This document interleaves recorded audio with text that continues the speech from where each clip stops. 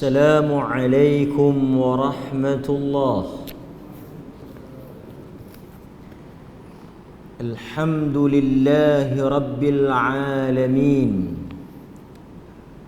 وبه نستعين على أمور الدنيا والدين، والصلاة والسلام على أشرف الأنبياء والمرسلين وعلى آله وصحبه أجمعين. أشهد أن لا إله إلا الله وحده لا شريك له، وأشهد أن محمدا عبده ورسوله. أما بعد. Muslimin dan muslimat, ibu-ibu, bapak-bapak, rahimakumullah. Syukur malam ini sekali lagi kita dapat datang duduk.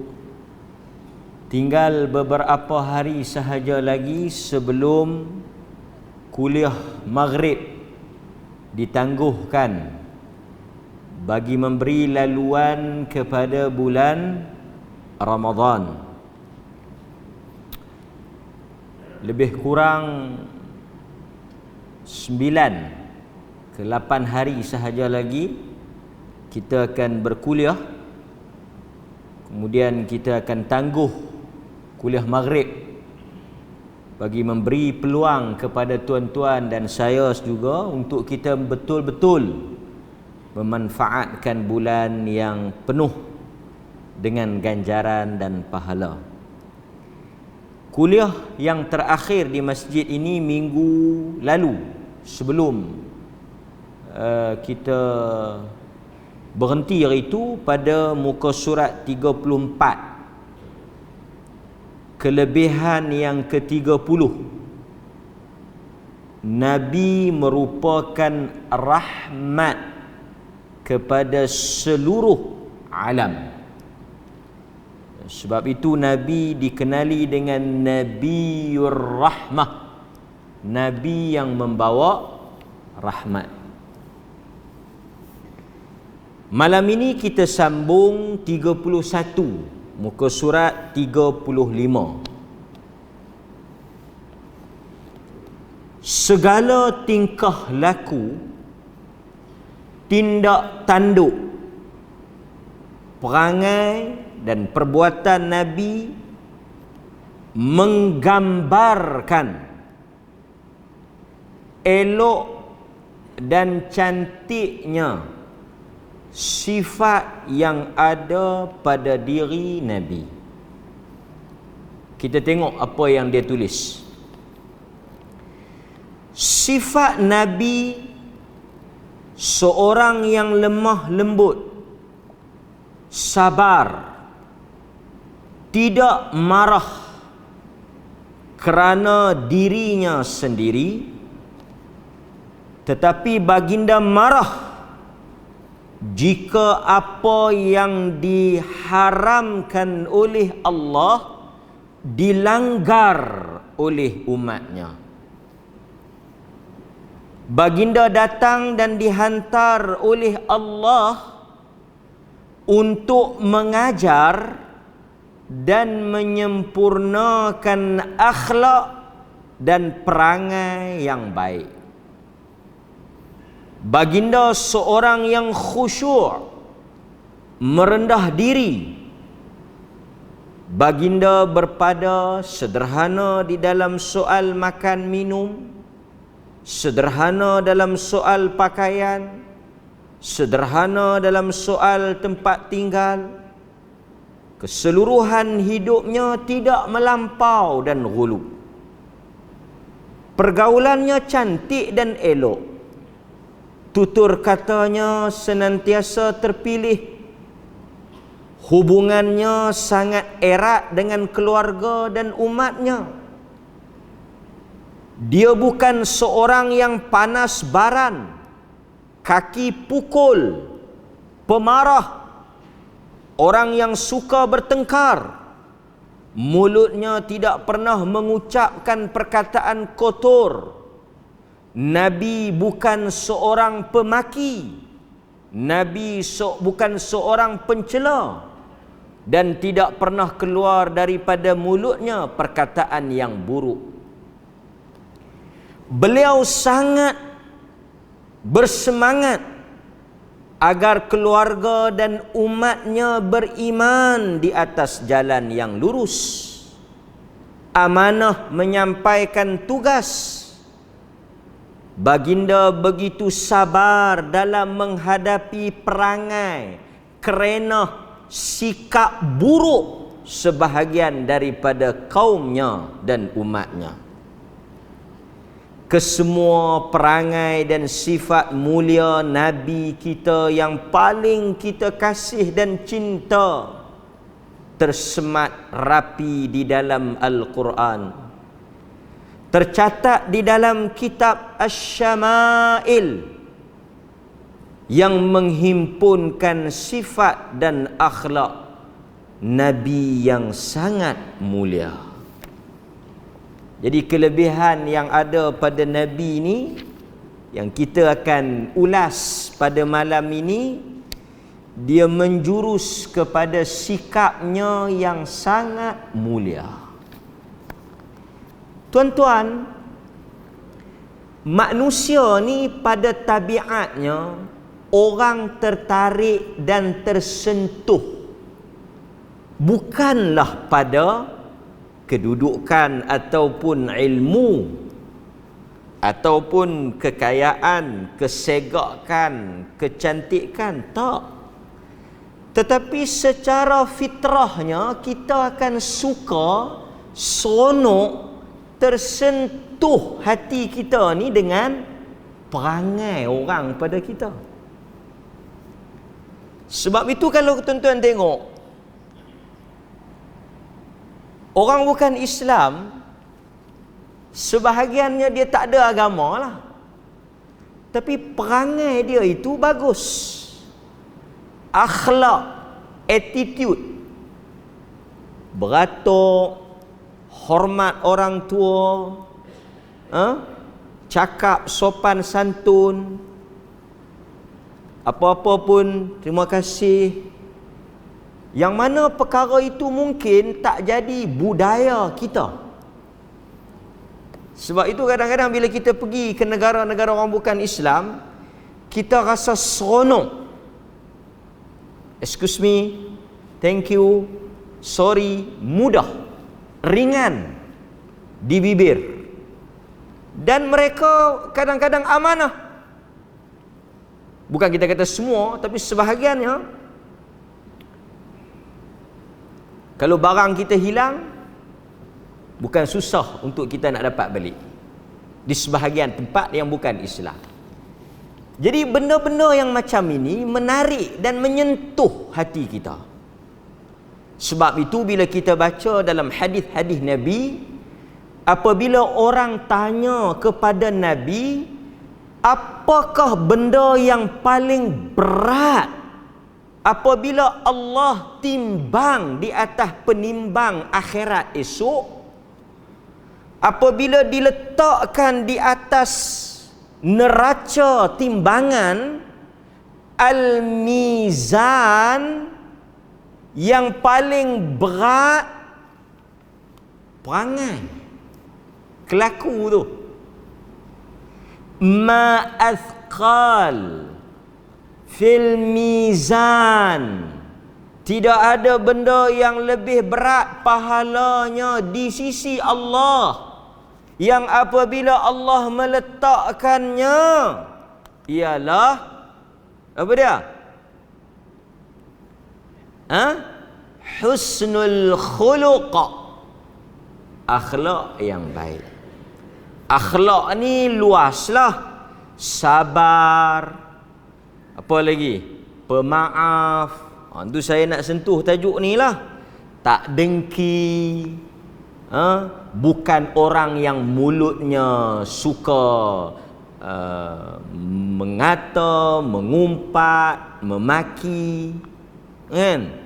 Dan bukan orang yang hot temperature, duk kira nak tibai orang, duk kira nak katuk orang, duk kira nak berkelain orang, tak. Sebab itu tuan-tuan hadirin mukminin, kalau kita tengok apabila orang pergi tanya Nabi, pertama tuan-tuan, bila kita sebut sunnah ataupun hadis, apa dia? Bila tuan-tuan kata hadis Nabi, sunnah Nabi, apa dia maksud dia? Ulama kata ma sadara, apa yang disandarkan kepada Nabi, ilan Nabi. Sunnah ni apa dia? Sunnah ni apa sahaja yang kita sandarkan kepada Nabi, yang tu sunnah. Apa dia yang kita sandarkan kepada Nabi tuan-tuan? Banyak kali dah saya sebut, berulang kali takrif ni kita ulang. Selalunya kita akan kata sunnah tu apa dia? Pertama, of course, perkataan Nabi, hak Nabi kata. Sebab itu ada sunnah qauliyah, perkataan yang Nabi cakap tu sunnah lah, kan? Apa sahaja yang keluar daripada mulut Nabi, sunnah. Sunnah perkataan, kata-kata. Yang kedua sunnah apa? Sunnah perbuatan, fi'liyah. Apa yang Nabi buat? Manusia ni, satu dia cakap, yang kedua dia buat. Okey, dapat dah. Sunnah ni nombor satu, apa yang Nabi kata, sunnah. Apa yang Nabi buat, sunnah. Yang ketiga apa dia? Apa yang Nabi setuju, takrir. Apa yang Nabi setuju pun sunnah. Dia tak kata, dia tak buat, tapi dia setuju.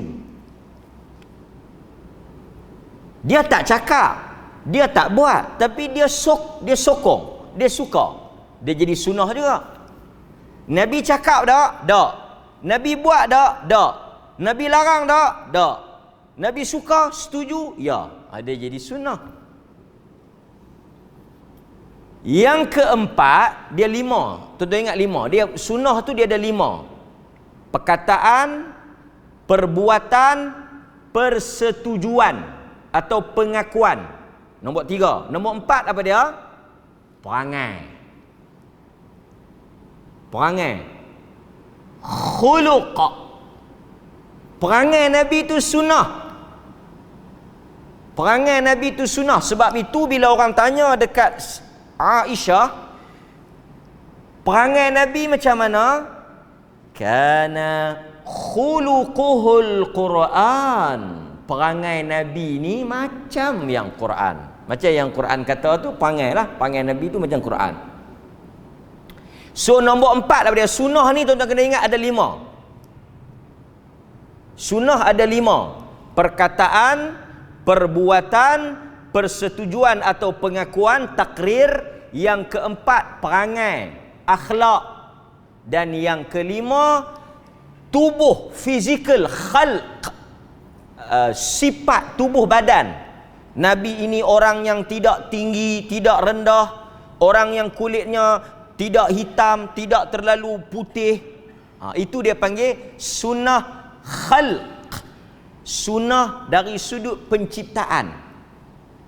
Yang tu kita, perangai kita boleh ikut tak? Sunnah perangai boleh ikut tak? Boleh.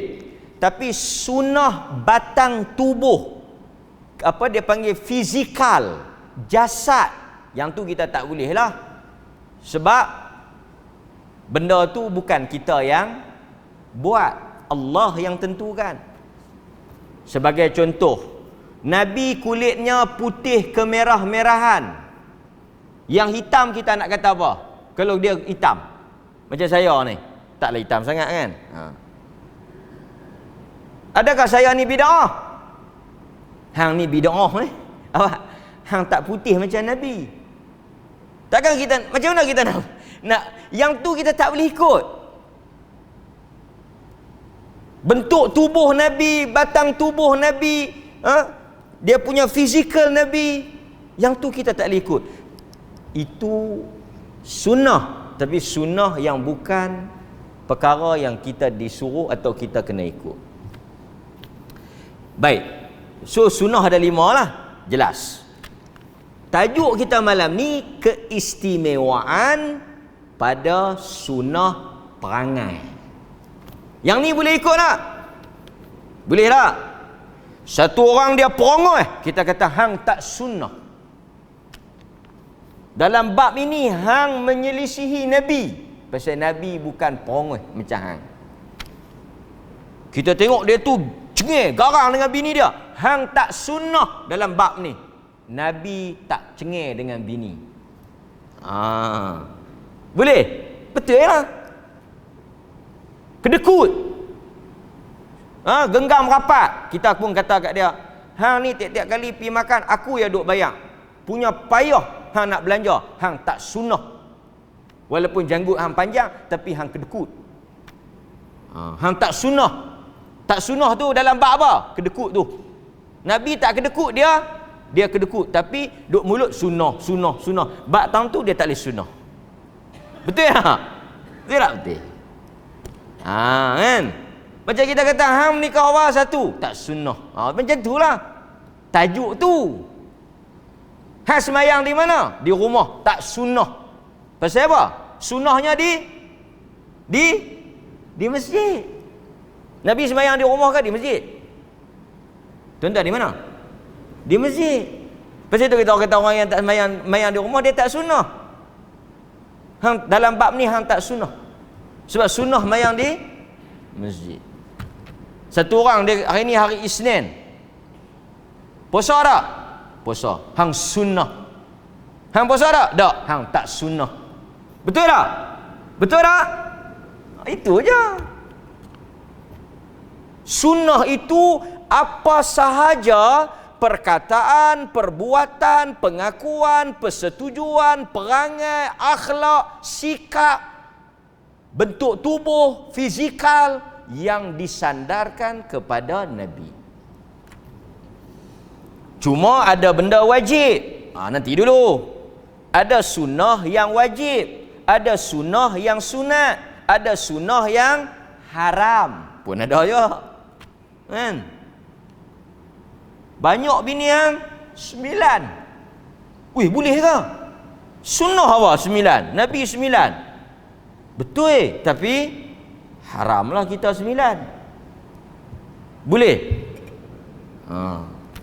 Clear? Baik. So dalam tajuk yang penulis sebut ni, dia kata Nabi ini istimewa kerana dia seorang yang lemah lembut, dia bukan seorang yang pemarah, dia seorang yang tutur katanya terpilih, seorang yang apa lagi dia kata tadi, tak berdendam, tak hasad, perangainya sangat mulia. Itu keistimewaan Nabi kita. Dan ramai orang yang masuk Islam, tertarik kepada Islam, memeluk Islam kerana perangai. Sebab itu kadang-kadang tuan-tuan, dakwah bilhal, dengan tindak tanduk, dengan perlakuan, dengan sikap itu menarik. Pasal itu Quran tak bagi kita keras, tapi tak juga dalam semua keadaan lembut. Nabi tadi ni dia tak keras pada benda-benda yang tak keras lah, tapi pada benda-benda yang dia tegas lah. Kalau anak tak semayang, takkan nak lembut. Semayang tak lagi abang? Zuhur tak semayang lagi. Tak apa. Jangan duk kata apa. Nanti dia semayang lah. Bila dia nak semayang, jangan kata apa. Alhamdulillah. Yang ni bukan pada tempatnya. Ini kita nak tengok. Baik. Di dalam Al-Quran, Allah Azza wa Jal menyebut di dalam surah Ali Imran. Surah Ali Imran ayat 159. Ini nak gambarkan tentang lembutnya Nabi ni. Dalam surah Ali Imran ayat 159, Allah Azza wa Jal menyebut, "Fabima rahmatin minallah Fabima rahmatin minallahi lintalahum walau kunta faddan ghalidhal qalb lan faddu min hawlik fa'fu anhum wastaghfir lahum. Quran kata dengan sebab rahmat daripada Allah kepada engkau wahai Muhammad. Tengok Quran kata apa? Quran kata walau kunta faddan ghalidh, jikalau engkau bersikap keras dan kasar, apa yang akan berlaku? Lan faddu min haulik, mereka akan lari daripada engkau. Quran sebut, Quran kata kalau kita keras, kita kasar, apa natijahnya? Orang akan lari daripada kita. Sebab itu tuan-tuan, kita bercakap dengan konteks manusia tu macam mana. Bukan semua orang kita boleh keras dan tegas. Ada ketika kita lembut, tenang, santun. Sebab itu bukan semua tajuk-tajuk boleh tegas, keras. Tajuk-tajuk ada keampunan Allah, ayat-ayat Allah pun ada rahmat, ada ayat-ayat syurga.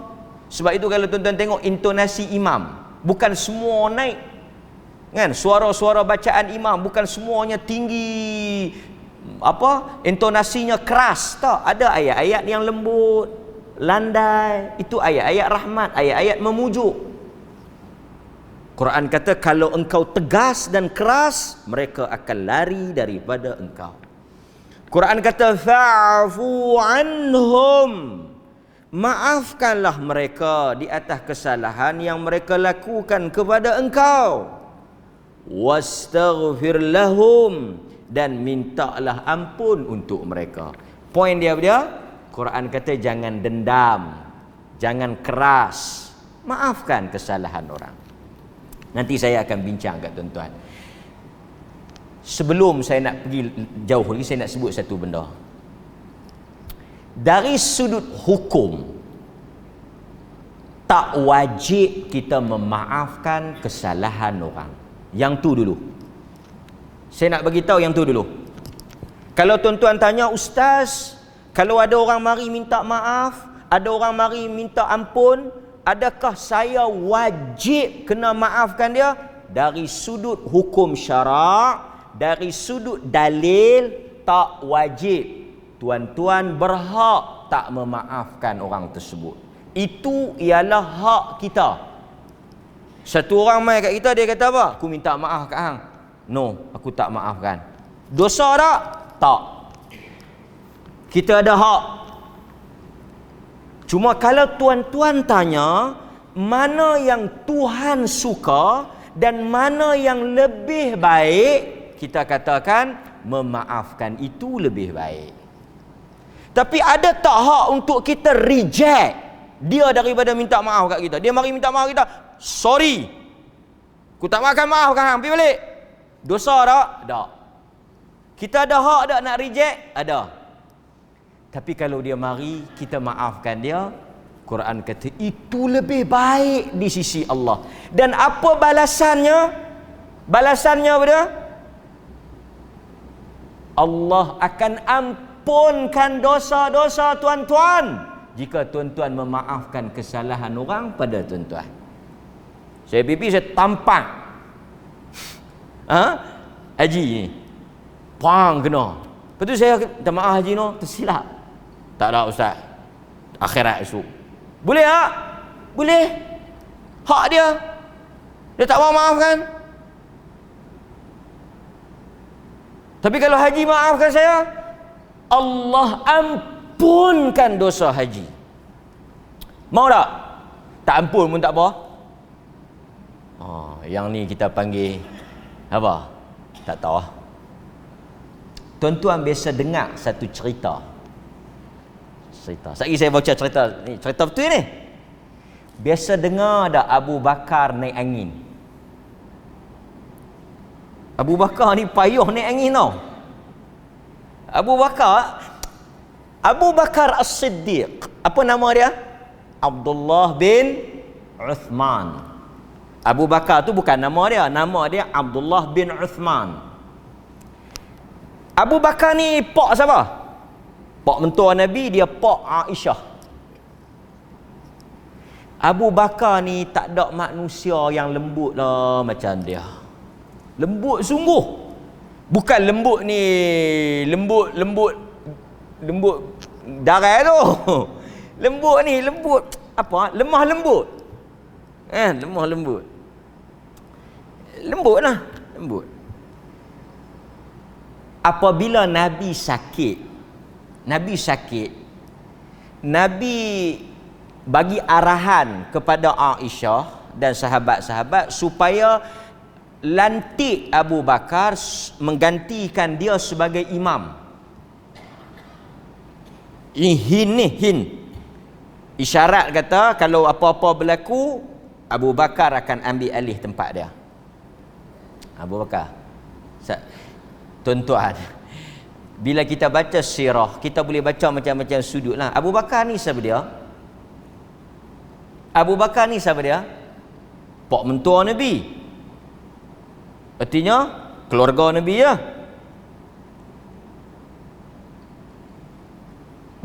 Kalau kita tidur lantik pak mentua kita zaman lah, aku tak tahu. Dia jadi isu besar. Apa dia panggil? Nepotisme. Tapi kalau kita baca dalam sirah, yang dilantik di kalangan sahabat kebanyakannya ada talian dengan Nabi. Ali, Usamah bin Zaid, tu semua tu kira geng-geng kaum keluarga, kaum kerabat, semua ada kaitan dengan Nabi. Di kalangan para fuqaha, mereka berbincang tentang isu lantikan ni. Di kalangan siasah politik pun ada perbincangan. Kerana Osman umpamanya memang terkenal di kalangan sejarah yang paling besar, sejarah Uthman lah. Tuduhan dia melantik ahli keluarga dia sehingga membawa kepada fitnah besar, panjang lah. Tapi tak apa, kita cerita Nabi suruh Abu Bakar jadi tu imam. Ganti Nabi sakit tak boleh pergi masjid. Aisyah bantah. Aisyah kata tak boleh Rasulullah, tak sesuai ayah dia jadi imam. Dia satu orang yang mudah menangis. Hati dia lembut. Sat lagi kalau dia baca ayat-ayat yang ada cerita tentang Nabi, perkara yang berkaitan dengan Nabi, hati dia akan tersentuh, dia menangis. Habis orang nak sembahyang, tak sudah.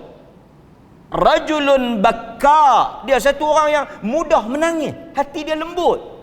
Kira orang yang memang sentimental lah. Tapi Nabi tegas. Nabi kata lantik dah. Dan memang tuan-tuan, bila dia baca ayat-ayat ni, dia menangis. Tapi dia biasa tak naik angin? Dia biasa. Jangan main-main. Dia pun naik angin, dia pun marah. Apabila cerita fitnah anak dia, Aisyah radhiyallahu anha, dituduh berzina dengan Safwan di dalam peristiwa hadithul ifk, peristiwa cerita bohong, orang tuduh isteri Nabi telah berzina dengan Safwan.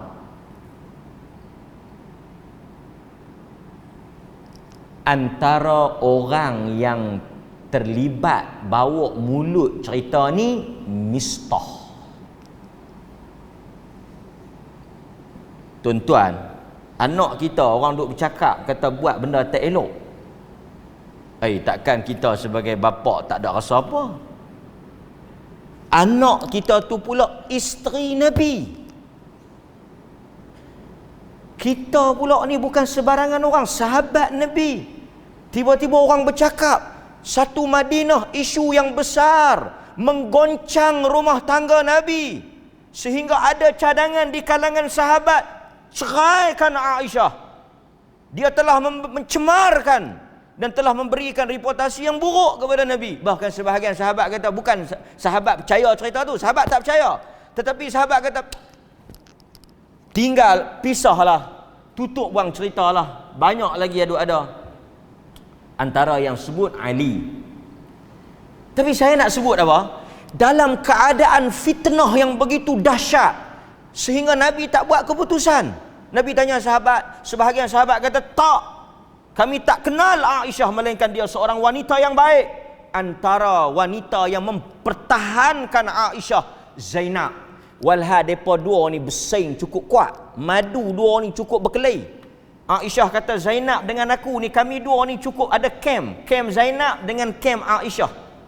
Berkelahi. Duk lawan depa dua ni kira yang antara yang cantik lah, duk bersaing ni. Tapi bila orang tanya Zainab, tuan-tuan bayangkan, madu sama madu, duk berkelahi dah. Zainab pi hantar makanan hari Aisyah turun daripada katil, tolak makanan yang dimasak oleh Zainab, pecah, berceramuk makanan tu, punya krisis tu. Biasalah rumah tangga.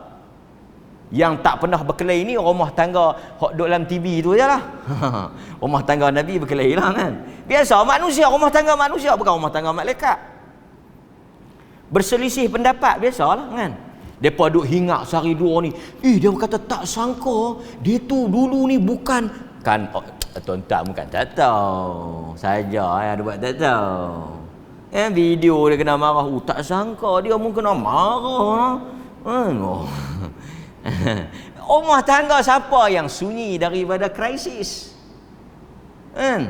Awak tu imam mai awal tak? Saja yang sunat lebih, okey, berkelahi dengan bini dia.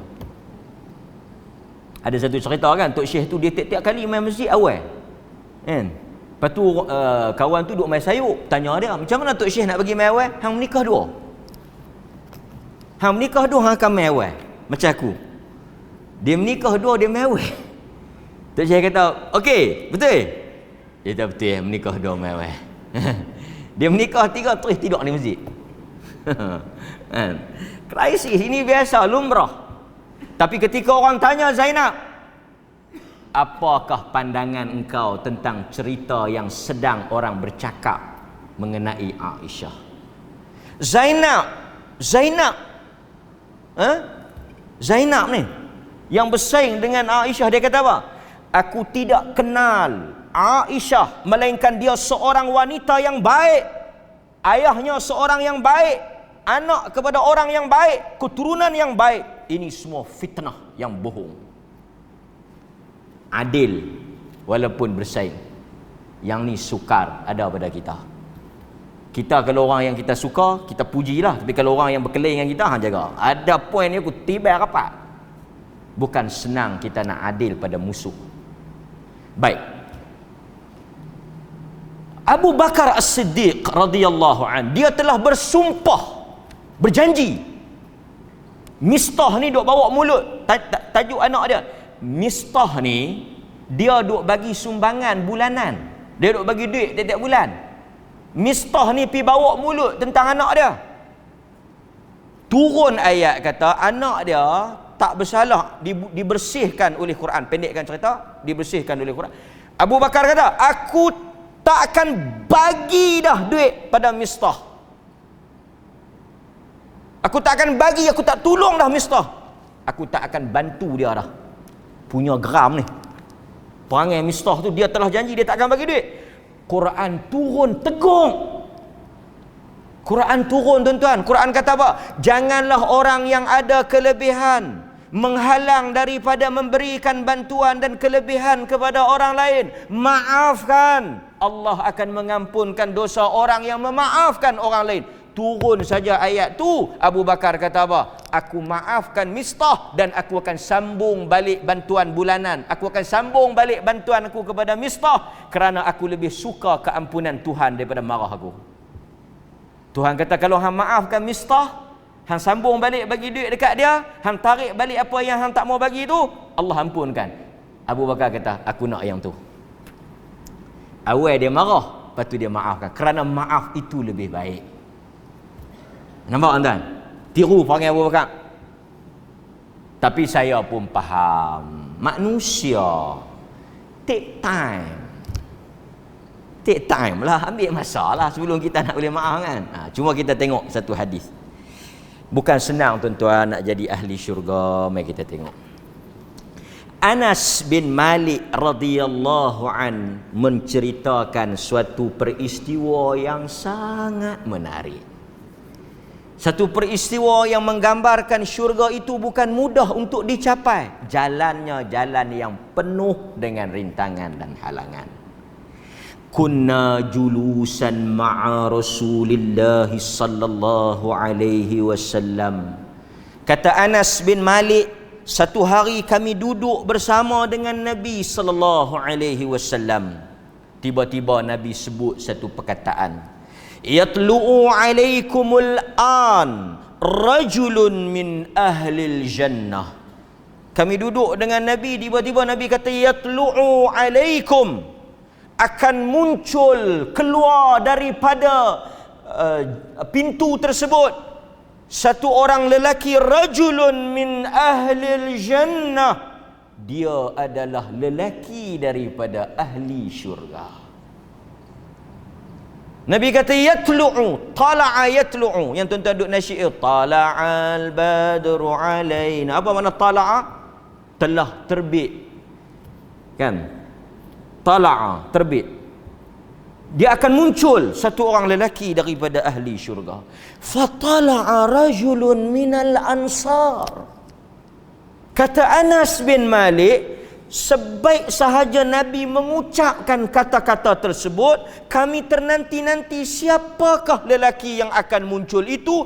Tala'a rajulun minal ansar, keluar mai satu lelaki daripada Ansar. Lebih menarik tuan-tuan, tak ada siapa yang kenal lelaki itu. Rajulun minal Ansar, dia bukan sahabat besar, dia bukan orang yang masyhur, dia bukan orang yang dikenali ramai, dia bukan selebriti, dia satu orang manusia biasa, marhain. Sebab itu tuan-tuan, kita dan penilaian Tuhan, satu orang mungkin biasa di sisi kita, tapi di sisi Tuhan ada nilaian yang besar. Tantifu lihyatuhu min wudu'ih, dia mai selekeh biasa, bukan pakai jubah hebat apa semua, ada 3-4 orang duk ikut apa semua, biasa. Janggut basah bekas ambil wudu, janggut basah, qad ta'allaqa na'laih. Ta'allaqa yu'alliq, dia gantung apa ni, na'laih. Na'lun ni slipper. Slipper dia pegang slipper dia fi yadihi shimal. Dia duk kepit kasut tu, kepit kasut tu, ke slipper tu, janggut duk basah, duk berjalan. Nampak? Sebab itu hadirin mukminin, saya nak sebut sikit. Ada hadis yang Nabi kata, Allah Azza wa Jal menolong kita kerana Nabi kata apa? Turzaqukum, Allah memberi rezeki kepada kamu, bidu'afaikum, disebabkan oleh orang-orang yang miskin di kalangan kamu. Kadang-kadang kita tak tahu, kita duk jaga isteri kita, anak kita, jiran kita, kita duk bantu orang susah, kita rasa macam dia satu bebanan pada kita. Tuan-tuan, kadang-kadang saya tengok sebahagian orang, dia suka bantu orang susah, dia suka bagi orang susah. Kadang-kadang kita nampak tindakan itu tindakan yang merugikan.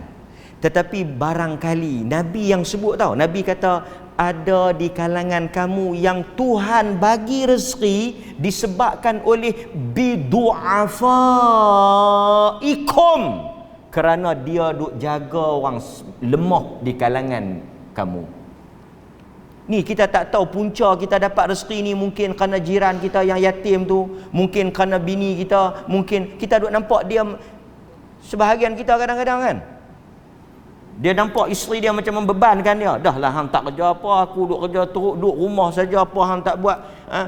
Kita rasa dia membebankan kita. Tapi tuan-tuan, kita tak sedar bahawa kerja dan apa yang kita dapat itu kerana kelemahan yang ada pada dia, kerana daifnya dia.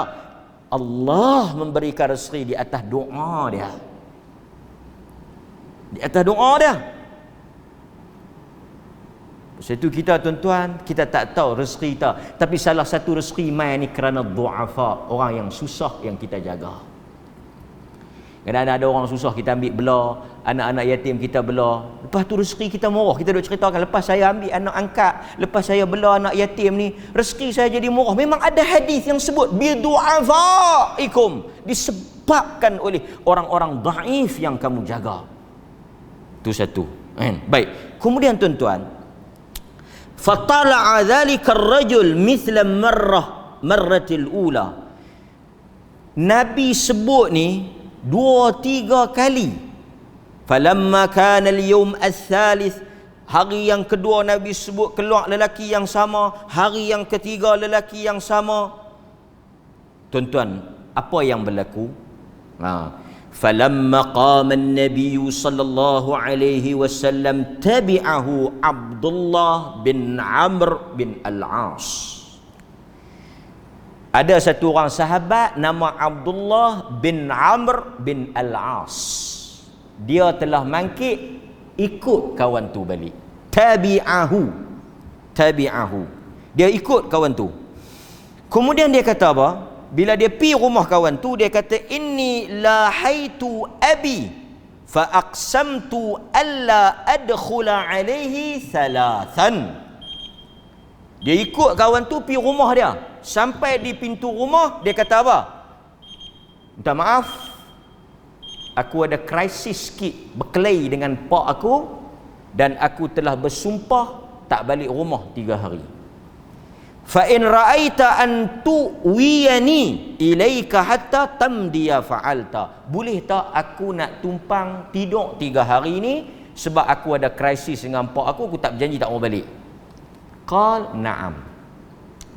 Tuan-tuan tengok ahli syurga, habaq kata ada masalah 3 hari tak boleh nak tumpang tidur, dia terus jawab na'am. Na'am ni maksudnya boleh, silakan. Hak tu sepatah tu je na'am. Kalau kawan tu mai kat kita, duk Ustaz, jadi macam mana? Apa? Dia akan korek nanti, bukan kata kerak bumi, sampai pada kerak tu dekat-dekat nak masuk. Dia punya korek nak tahu.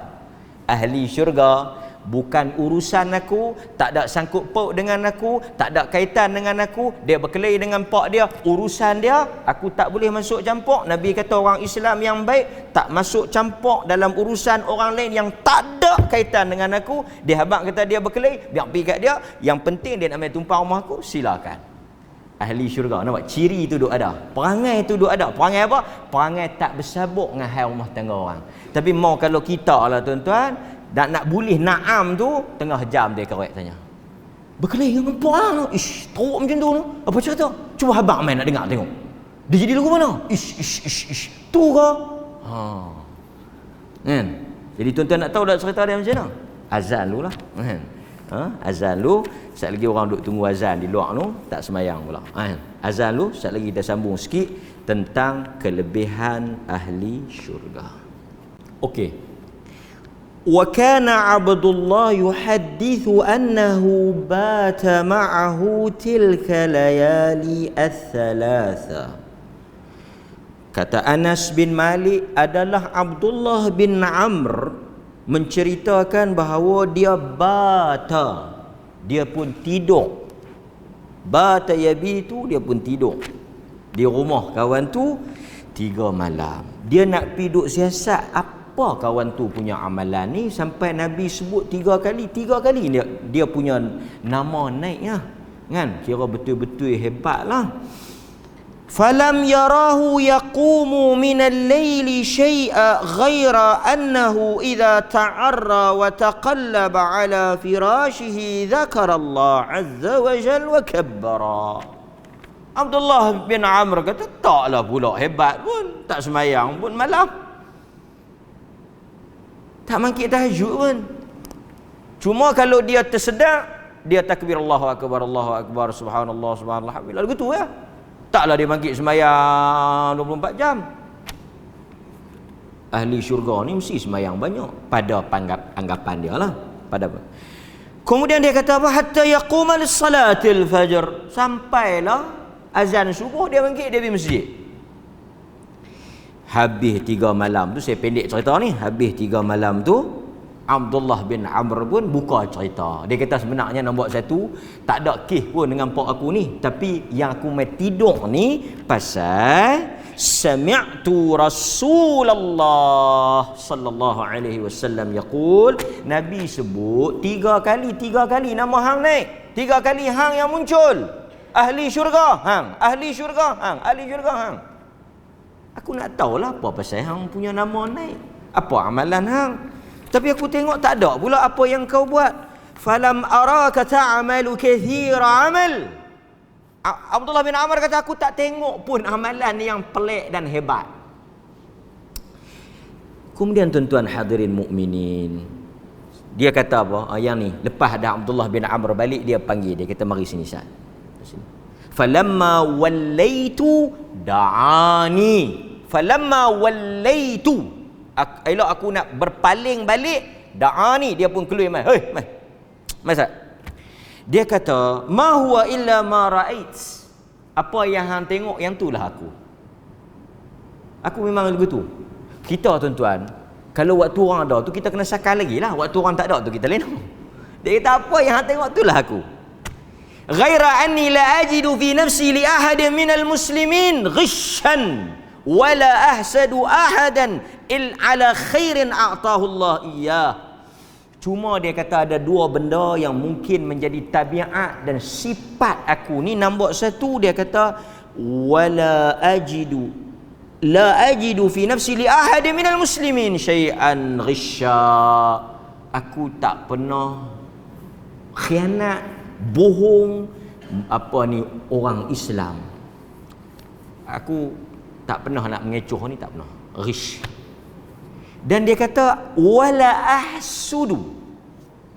Aku tak pernah dengki di atas apa sahaja ala khairin a'tahu Allah. Apa sahaja yang ada Tuhan bagi mana-mana orang lebih pada aku, kebaikan, rezeki dan sebagainya, aku tak dengki. Aku dengar orang tu dapat apa, aku tak rasa apa. Aku dengar alhamdulillah. Kata Abdullah bin Amr, itulah perkara yang banyak manusia tak mampu buat. Hadis yang diriwayatkan oleh Imam Ahmad. Tuan-tuan, satu lagi hadis boleh kot, dalam hadis yang diriwayatkan oleh Imam Muslim. Bukan senang, pasal itu kita kena pasak betul-betul. Kita kena betul-betul asuh ni. Apa dia tuan? Dalam hadis yang diriwayatkan oleh Imam Muslim, faman ahabba an yuzahzaha 'anil nar. Ni Nabi sebut ni. Sesiapa di kalangan kamu semua yang inginkan Tuhan menyelamatkan dia daripada api neraka, nombor 1, hendaklah dia ketika mana datangnya kematian dan ajalnya, dia beriman kepada Allah dan hari akhirat. Nabi kata sesiapa di kalangan kamu yang nak selamat daripada syurga, dimasukkan ke dalam neraka, yang pertama iman kepada Allah dan hari akhirat di saat ajal menjemput dia. Yang kedua, wal ya'ti ilan nasi alladhi yuhibbu an yu'ta ilaih. Yang ni berat sikit lah. Nombor dua, kalau tuan-tuan nak selamat daripada neraka, Nabi kata 2 benda. Yang pertama iman. InsyaAllah kita beriman di atas apa yang Nabi bawa oleh. Yang kedua Nabi kata apa? Hendaklah kamu memperlakukan, membalas, melayan orang lain seperti mana kamu mahu diri kamu dilayan dan diperlakukan. Sesiapa yang dia boleh buat pada orang lain macam mana dia nak orang buat kepada dia, Nabi jamin syurga untuk orang yang seperti ini. Hadis sahih riwayat Muslim. Kalau kita mau, kita pergi minta maaf ke orang, orang maafkan kita. Kalau orang main minta maaf kat kita, kita maafkan. Seperti mana harapan kita pada orang lain, demikian kita lakukan pada orang lain. Kalau kita tak suka orang buat buruk pada kita, kita jangan buat buruk pada orang. Kalau kita tak suka orang susahkan kita, kita jangan susahkan orang. Kalau kita tak suka orang bohong kat kita, kita jangan bohong kat orang. Kalau kita, tuan-tuan, pendek kata, apa yang kita tak nak berlaku pada kita, kita juga tak nak berlaku pada orang lain. Nabi kata, kalau ada sifat itu pada saat dia mati, aku jamin syurga untuk dia. Agama. Sebab itu ketika pembukaan kota Mekah, apa Nabi kata? Masa pembukaan kota Mekah, tuan-tuan bayangkan, tuan-tuan, ni tinggi sikit lah, bukanlah tinggi mana pun. Dalam sejarah tamadun manusia, tuan-tuan baca mana-mana tamadun dalam dunia, ketika mana empire besar, Rom, Parsi, Tatar, Mongol, Cina, kerajaan dunia, ketika dia masuk ke negara-negara yang dia jajah, dia akan buat satu kekejaman yang tak pernah dibayangkan. Ketika mana jatuh kota Cordoba tu, Spain, tuan-tuan baca apa yang dibuat kepada orang Islam. Tatar masuk ke kota Baghdad, Genghis Khan, Hulagu Khan, sehingga sungai yang paling besar, Furat dan Dajlah, yang disebut dua sungai daripada syurga, darah sungai yang sebesar itu dipenuhi darah, dia bunuh, balas revenge, balas dendam. Wanita dirogol, orang tua dibunuh, masjid dimusnahkan, semua kitab-kitab yang ada di Baitul Hikmah dibuang ke dalam sungai sehingga airnya menjadi hitam, cerah, ganas, barbarian. Tuan-tuan baca Rom ke Parsi ke, bila dia masuk, cerah dia sapu. Ketika Nabi masuk ke kota Mekah, tuan-tuan baca ketika Nabi dipulaukan, ketika apa benda yang mereka tak buat kat Nabi. Nabi masuk ke kota Mekah, Nabi kata apa? Nabi duduk di atas unta, pidato pertama ketika Nabi masuk, Nabi kata apa? Apa pandangan hampa dan apa tanggapan hampa, aku akan buat kat hampa ini. Nabi tanya. Nabi tanya pada orang Quraisy ni, yang pulau dia, yang letak najis di atas belakang dia, yang menyebabkan dia keluar daripada Mekah, yang menyeksa sahabat-sahabat dia, yang menyeksa Bilal, yang membunuh Sumayyah, yang membunuh Ammar. Nabi tanya, apa yang hampa sangka aku akan buat pada hampa ini? Tuan-tuan, kalau kita baca dendam, kalau kita dibuai emosi, darah yang terluka, saya ingat cerah puak Quraisy hari tu, pancung habis. Tapi Nabi buat apa? Siapa yang masuk ke Masjidil Haram selamat, siapa yang masuk ke rumah Abu Sufyan selamat, siapa yang pergi situ selamat, siapa yang selamat. Tak ada setitik darah yang tumpah. Hatta orang yang pernah, ada riwayat satu orang laki-laki, dia panah unta yang dinaiki oleh Zainab, unta tu jatuh, Zainab tergolek, gugur, cucu Nabi, dia mari minta maaf pada hari pembukaan kota Mekah. Dia yang menyebabkan anak Nabi Zainab tu jatuh, gugur. Nabi kata dia selamat. Abu Sufyan yang lawan Nabi, Abu Sufyan tu, Nabi kata selamat. Hadirin mukminin, Kenapa yang Tuhan bagi sakan sangat dekat orang yang macam ni? Kerana bukan mudah untuk kita melupakan apa yang buruk yang pernah orang lakukan kepada kita. Tapi kita bila maafkan dia, tuan-tuan, kita bukan dapat apa kalau kita maafkan dia. Semata-mata janji Allah. Mudah-mudahan Allah merahmati kita dan Allah memberkati saya dan tuan-tuan, dan Allah menjadikan kita daripada kalangan orang yang Allah kata alladzina yunfiquna fis sarra wad darra. Orang-orang yang ahli syurga itu mereka membelanjakan harta mereka fis sarra wad darra. Mereka membelanja, mereka sedekah pada waktu mereka senang, pada waktu mereka susah. Wal kadhimin wal afina 'anil nas, dan mereka menahan diri daripada marah, dan mereka memaafkan orang yang buruk kepada mereka. Sedih dan duka cita kadang-kadang orang kita, bila dia berselisih, dia singkap habis buruk pasangan dia. Dia selok habis buruk pasangan dia. Habis dia cerita yang tak elok, yang mana suatu ketika dahulu mereka pernah hidup bersama. Mudah-mudahan Tuhan memelihara kita daripada sifat dan sikap ini. Aqulu ma sami'tum astaghfirullahal azim li wa lakum wa billahi taufiq wal hidayah. Assalamu alaikum warahmatullahi wabarakatuh.